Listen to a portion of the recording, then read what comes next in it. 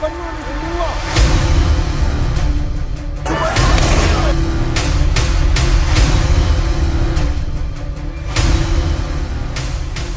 Ni kwamba tumetoa elimu ya kutosha na tunaendelea kutoa elimu ya kutosha. Watu wameacha wizi kwa sababu wako kuna mikataba, wanaamua kutulia na pikipiki, wenyewe wanakuja kukamata. Wengine sio raia.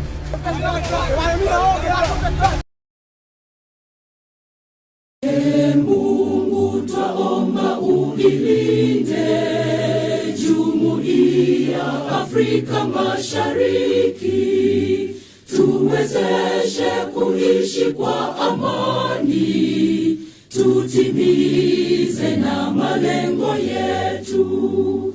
Jumuiya yetu sote tuilinde, tuajibike, tuimarike.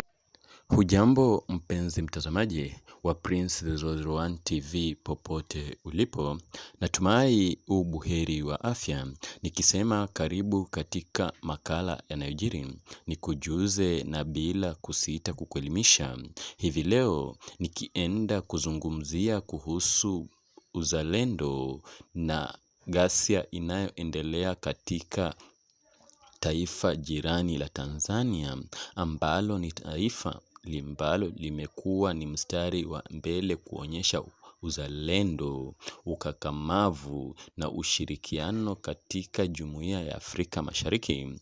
Hivi leo ninavyoandaa makala haya ni siku ya 4 baada ya uchaguzi uliojaa ujinga na upumbavu ambao uliandaliwa katika taifa jirani la Tanzania, ambapo tumeshindwa kujua kama kuna demokrasia ama tumebakia kuwa chini ya mkoloni mweusi ambaye amevalia ngozi ya kondoo ila ndani yake ni mbwa mwitu. Nimekuwa nikifuatilia matukio ambayo yamekuwa yakiendelea katika Jumuiya ya Afrika Mashariki, kutokea katika taifa langu tukufu la Kenya, kwenda Uganda, fika Rwanda, fika Sudan, hadi hapa kwa majirani wetu Tanzania, ambapo nimegundua ni kwamba hakuna haki ya binadamu tena, hakuna utu, bali roho zetu ni roho ambazo zimejaa kutu bila hata kumwogopa Mwenyezi Mungu. Hivi rais mmoja wa taifa la hapa Afrika Mashariki anaweza kusababisha vifo za maelfu ya watu ambao anawaita kwamba wananchi, ambaye yeye ni kazi yake kuwalinda. Hiku alipokuwa akiapishwa na alipokula kiapo alisema kwamba atalinda hawa wananchi na kulinda na katiba ya nchi, lakini punde wanapoingia katika madaraka wanasahau zile ahadi na kile kiapo walipokiapa. Kwa sababu ya maslahi yao kibinafsi wanasahau kwamba madaraka ni ya muda. Ukiangalia vizuri palikuwepo Mugabe, palikuwepo Idi Amini, palikuwepo na Moi hapa kwetu, na kule Uganda bado kuna dikteta mmoja Museveni. Sisi ni wanadamu na hapa duniani sio petu. Yale ambayo yanaendelea katika taifa letu la Jumuiya ya Afrika Mashariki, kule Tanzania sijapenda, kwamba ukikosoa unatekwa, unapotoshwa na unapotea pote, unatafutwa, ukiuliza unaambiwa alitekwa na watu wasiojulikana. Hivi serikali kazi yake ni nini kama sio kuwalinda wananchi wazalendo ambao walipiga kura wakijua kwamba watakuwa chini ya ulinzi? Lakini ukituambia kwamba mtu ametekwa kwa sababu amefanya kukosoa kwamba watu wasitekwe, watu wasinyanyaswe, watu wasiuawe, kisha naye anatekwa, tukiuliza tunaambiwa ametekwa na watu wasiojulikana. Yale ambayo yanaendelea kuonekana ni mambo ambayo yataendelea kuonekana katika bara hili la Afrika kwa sababu ya viongozi wetu ambao wamejaa jazba, ambao wamejaa ulafi, ambao wamejaa unafiki na wamejaa tamaa zao kibinafsi. Hawatuangalii sisi kama watu, bali wanatuangalia kama manyani, wanatuangalia kama watu wasiokuwa na faida yoyote kwao. Ishi kwa amani, tutimize na malengo yetu. Jumuiya yetu sote tuilinde, tuajibike, tuimarike. Umoja wetu ni nguzo yetu, idumu jumuiya yetu. Uzalendo pia mshikamano. Swali langu ninapoandaa makala haya siku ya leo, ninauliza, wakati viongozi wetu wa Afrika Mashariki ambao ni marais wetu walivyokuwa wakiunda wimbo huu wa Jumuiya ya Afrika Mashariki wakisema tuishi kwa amani, kwamba Mwenyezi Mungu ailinde tuwe wazalendo, hivi walikuwa wanamaanisha uzalendo unaanza na nani kama si hao wenyewe? Iwapo kiongozi wa Tanzania ambaye ni Samia Suluhu Hassan, ambaye hataki kukosolewa, ukikosolewa unatekwa, unapotoshwa na unapotea kabisa, hutaonekana, wengine wanauawa, wengine wanatiwa magerezani. Kama tukiongea hivi sasa, Tundu Lissu yuko gerezani, Polepole hajulikani pale alipo. Shida ni kukosoa, na kukosoa kwamba usiteke wala kunyanyasa wala kuua watu. Ukikosoa nawe unatekwa.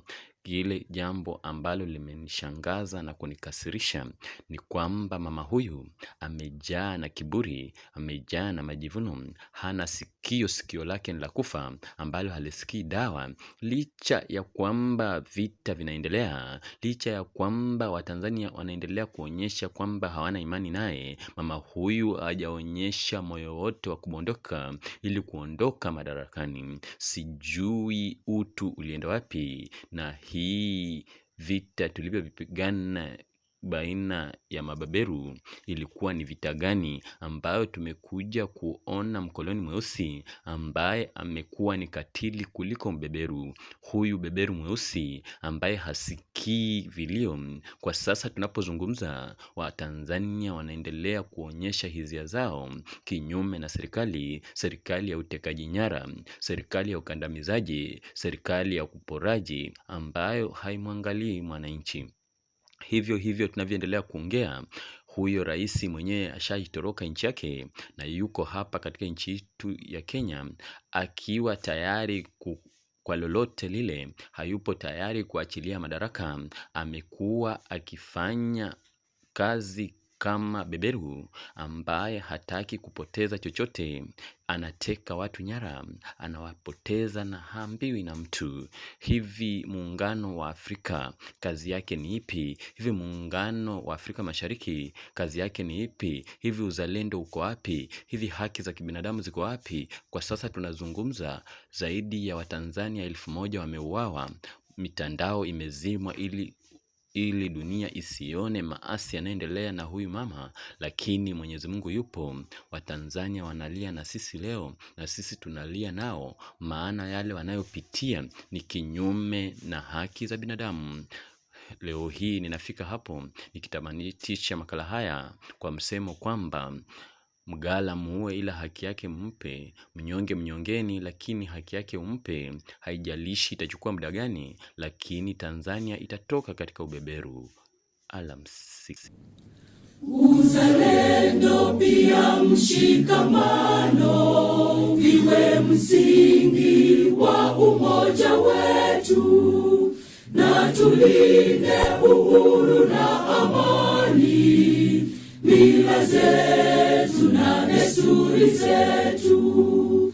Jumuiya yetu sote tuilinde, tuajibike, tuimarike. Umoja wetu ni nguzo yetu, idumu jumuiya yetu. Viwandani na hata mashambani, tufanye kazi sote kwa makini, tujitoe kwa tujenge jumuiya bora, jumuiya yetu sote tuilinde, tuajibike, tuimarike, umoja wetu ni nguzo yetu, idumu jumuiya yetu.